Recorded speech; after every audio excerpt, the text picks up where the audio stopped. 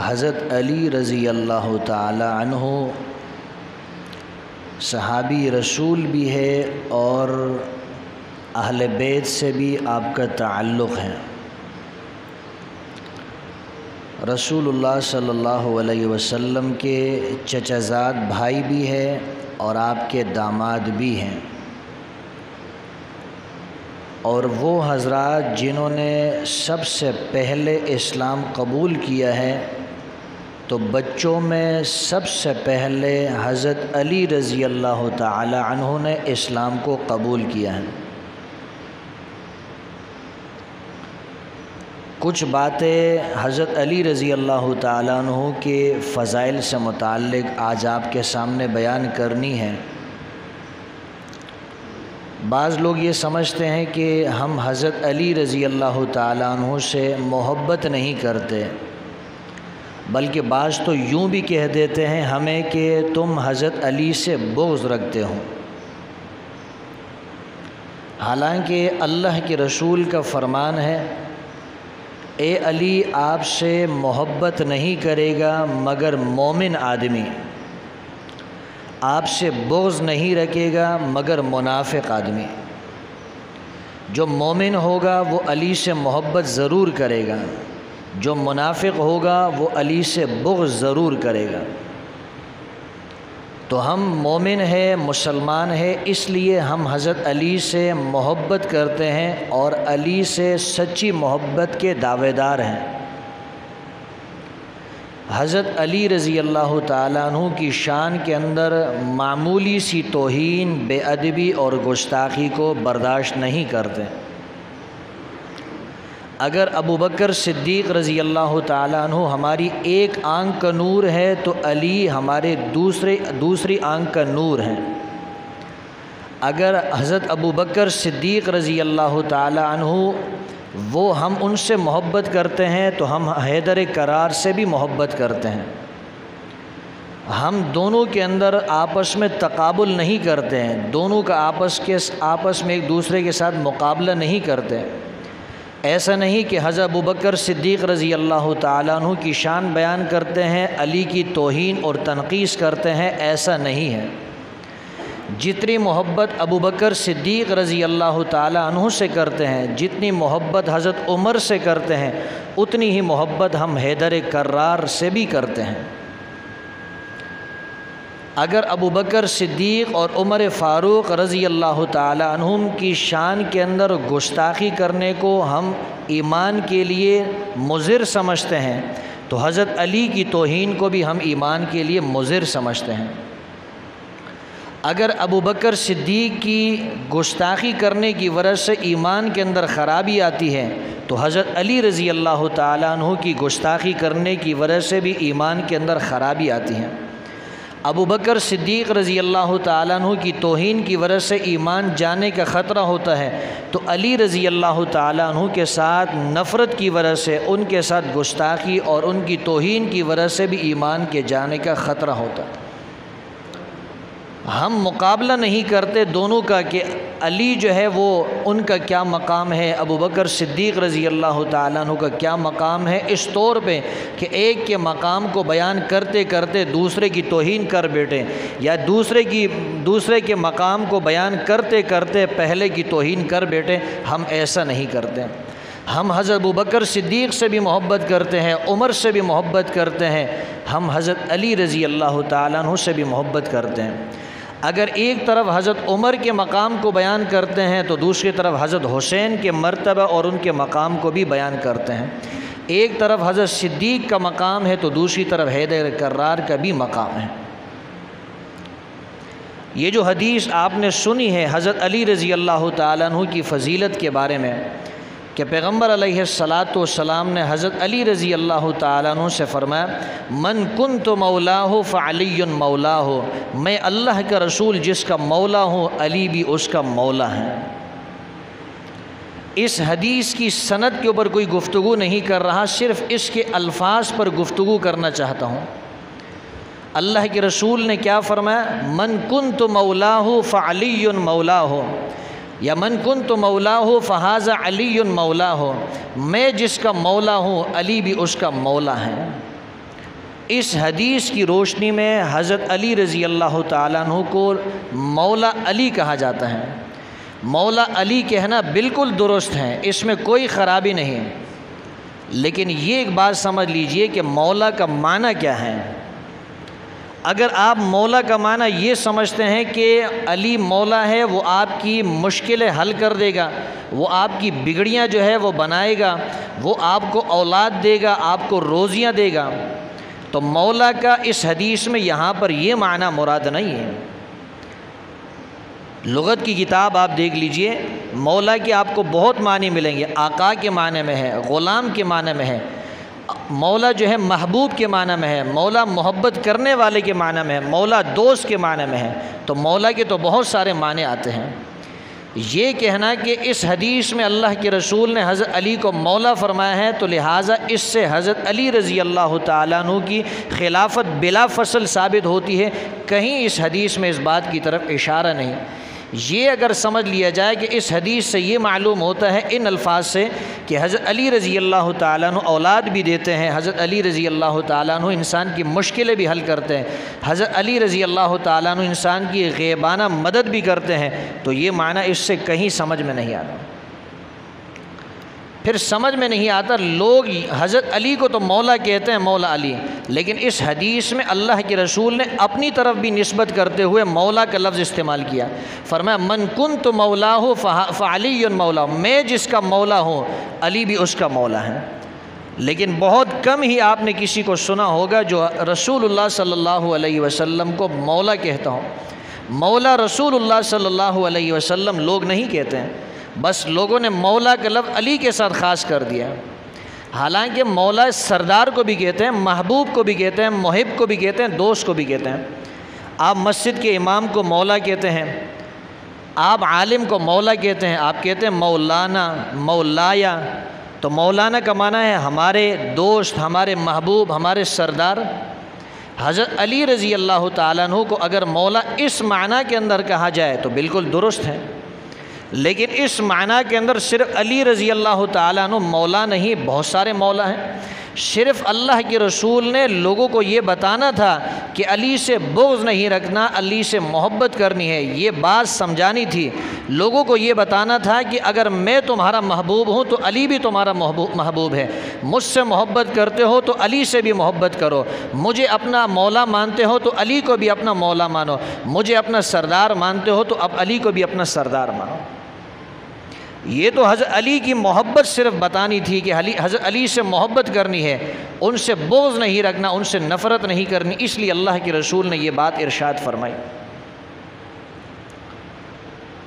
اسی لیے دوسری حدیث میں آتا ہے اللہ کے رسول نے ارشاد فرمایا کہ اے علی تجھ سے محبت نہیں کرے گا مگر مومن آدمی، جو مومن ہوگا وہی آپ سے محبت کرے گا، آپ سے بغض نہیں رکھے گا مگر منافق آدمی، جو منافق ہوگا وہ علی سے بغض رکھے گا، جو مومن ہوگا وہ علی سے محبت کرے گا۔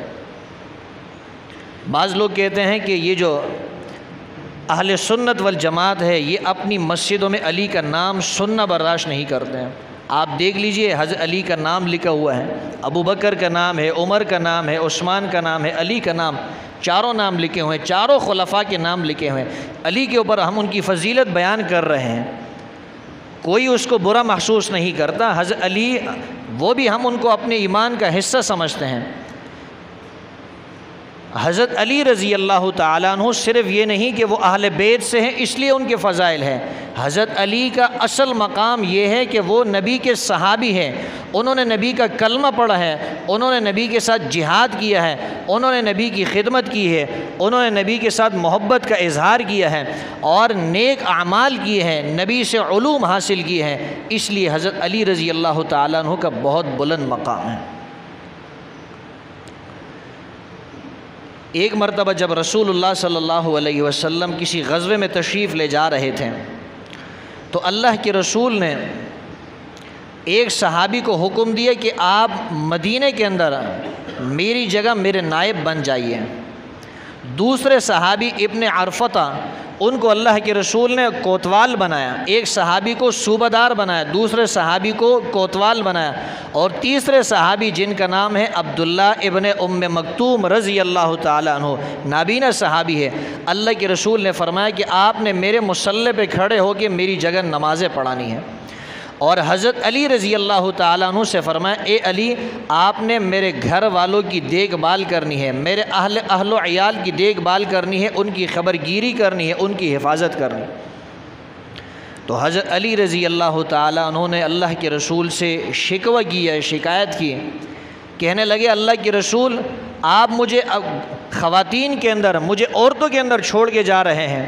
اللہ کے رسول نے فرمایا اے علی کیا آپ اس بات پہ راضی نہیں کہ آپ کا رتبہ، آپ کا مقام میرے ساتھ ایسے ہی ہے جیسے حضرت موسیٰ علیہ السلام کا رتبہ، جس طرح حضرت ہارون علیہ السلام کا رتبہ حضرت موسیٰ علیہ السلام کے ساتھ تھا، ان کی نسبت یعنی ہارون کی نسبت جس طرح موسیٰ کے ساتھ تھی، آپ کی نسبت بھی میرے ساتھ اسی طرح ہے۔ اور یہ یاد رہے کہ تشبیہ جو ہے وہ ہر لحاظ سے نہیں ہوتی ہے، ایک چیز کو جو دوسری چیز کے ساتھ تشبیہ دی جاتی ہے یہ من کل وجوہ نہیں ہوتی ہے۔ آپ یہ کہتے ہیں زید شیر کی طرح ہے، آپ زید کو شیر کی طرح تشبیہ دیتے ہیں تو شیر کے منہ سے تو گندی بدبو آتی ہے، کیا مطلب زید کے منہ سے گندی بدبو آتی ہے؟ شیر کے بڑے بڑے بال ہوتے ہیں، کیا زید کے بھی بڑے بڑے بال ہیں؟ اور شیر جو ہے اس کی دم ہوتی ہے، کیا زید کی بھی دم ہے؟ شیر جو ہوتا ہے وہ چیرنے اور پاڑنے والا ہوتا ہے، کیا زید بھی چیرنے اور پاڑنے والا ہے؟ ایسا نہیں، تشبیہ جو ہوتی ہے وہ کسی ایک خاص وصف کے اندر ہوتی ہے۔ مقصد یہ ہوتا ہے زید شیر کی طرح ہے، جس طرح شیر بہادر ہے، جس طرح شیر کے اندر شجاعت ہوتی ہے اسی طرح زید کے اندر بھی شجاعت ہے۔ تو یہ جو تشبیہ دی ہے یہ مکمل طور پہ نہیں بلکہ ایک وصف کے اندر تشبیہ دی گئی ہے۔ مطلب یہ ہے جس طرح موسیٰ علیہ السلام جب وہ اللہ کے پاس ملاقات کرنے کے لیے گئے تھے اور وہاں سے آسمانی کتاب لینے کے لیے جا رہے تھے تو اپنا نائب کس کو بنا کر گئے تھے؟ حضرت ہارون علیہ السلام کو بنا کر گئے تھے۔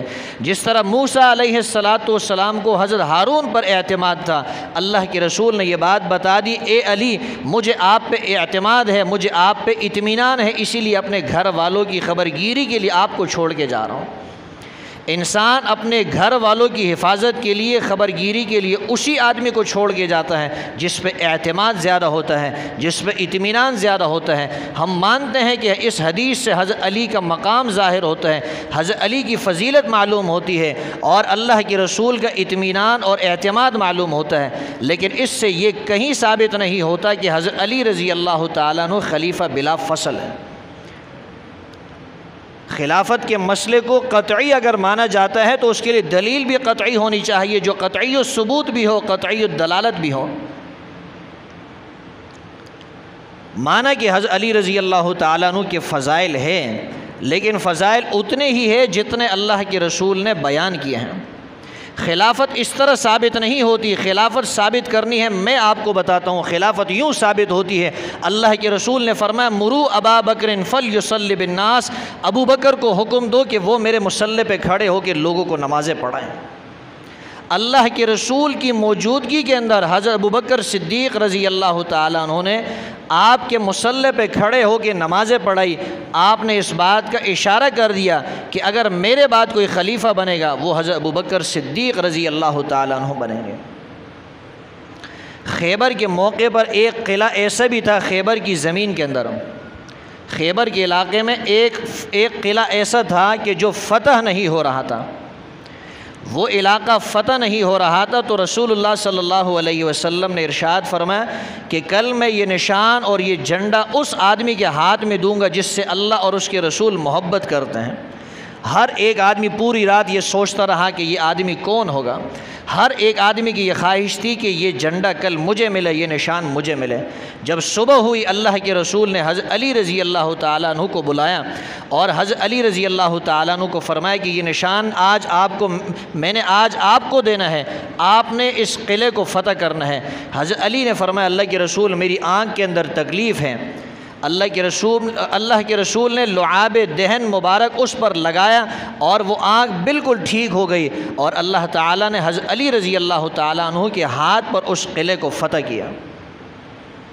یہ طاقت اللہ تعالیٰ نے، یہ طاقت حضرت علی رضی اللہ تعالیٰ عنہ کو اللہ تعالیٰ نے عنایت فرمائی کہ اس موقع پر اللہ تعالیٰ نے حضرت علی کے ذریعے اس قلعے کو فتح کرائے، اور اللہ کے رسول نے یہ بات بھی ثابت کر دی کہ حضرت علی ہی وہ انسان ہے، حضرت علی ہی وہ اس مرتبے کے لائق ہے کہ جس سے اللہ اور اس کے رسول محبت کرتے ہیں۔ تو جب اللہ محبت کرتے ہیں، اللہ کے رسول محبت کرتے ہیں، ہم محبت کریں گے یا نہیں کریں گے؟ ہم نے بھی حضرت علی سے ویسی ہی محبت کرنی ہے جیسے اللہ نے محبت کی ہے، جیسے اللہ کے رسول نے محبت کی ہے۔ لیکن اس کا یہ مطلب نہیں کہ ہم حضرت ابوبکر صدیق رضی اللہ تعالیٰ عنہ کے مقام کو گھٹا دیں، ہم حضرت عمر رضی اللہ تعالیٰ عنہ کے مقام کو گھٹا دیں۔ ان کی اپنی فضیلت ہے۔ جب غزوہ بدر کے موقع پر کافر جو ہے وہ گرفتار ہو گئے اور اللہ کے رسول نے صحابہ سے مشورہ کیا کہ ان قیدیوں کے بارے میں کیا فیصلہ ہونا چاہیے، ایک طرف حضرت ابوبکر صدیق رضی اللہ تعالیٰ عنہ کی رائے اور ان کا مشورہ آیا، دوسری طرف حضرت عمر رضی اللہ تعالیٰ عنہ کی رائے اور ان کا مشورہ آیا، دونوں کے مشورے بالکل الگ الگ تھے۔ حضرت ابوبکر صدیق رضی اللہ تعالیٰ عنہ نے فرمایا، اے اللہ کے رسول، ان قیدیوں سے فدیہ لے کر ان کو چھوڑ دیا جائے، کیا معلوم کل کو یہی لوگ مسلمان ہو کر ہمارے دست و بازو بن جائیں۔ حضرت عمر رضی اللہ تعالیٰ عنہ نے فرمایا، اللہ کے رسول، یہ جتنے بھی قیدی ہیں ان میں سے ہر ایک قیدی کو اس کے رشتہ دار کے حوالے کیا جائے، تاکہ ہر ایک رشتہ دار اپنے رشتہ دار کو خود قتل کریں۔ تو اللہ کے رسول نے حضرت ابوبکر صدیق رضی اللہ تعالیٰ عنہ سے فرمایا، اے ابوبکر صدیق، آپ کا مرتبہ اور آپ کا مقام ایسے ہی ہے جیسے کہ حضرت ابراہیم علیہ السلام اور حضرت عیسیٰ علیہ السلام۔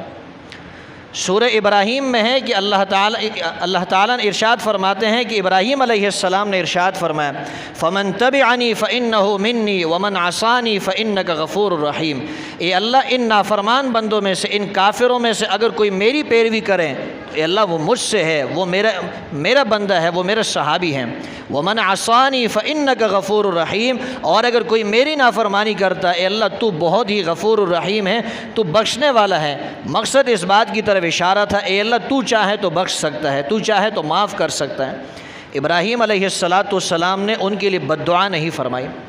عیسیٰ علیہ السلام نے ارشاد فرمایا، سورہ مائدہ میں اللہ فرماتے، ان تعذبہم فإنہم عبادک، اے اللہ اگر تو ان بندوں کو عذاب دے تو یہ تیرے بندے ہیں، وَإِن تَغْفِرْ لَهُمْ فَإِنَّكَ أَنْتَ الْعَزِيزُ الْحَكِيمُ، تو ان کو عذاب دے، تو ان کو سزا دے تو طاقتور ہے، تو حکمتوں کا بادشاہ ہے۔ یعنی عیسیٰ علیہ السلام نے بھی بد دعا نہیں فرمائی۔ تو پیغمبر علیہ السلام نے فرمایا، اے ابوبکر، آپ بھی اسی طرح حضرت ابراہیم علیہ السلام کی طرح ہو، حضرت عیسیٰ علیہ السلام کی طرح ہو۔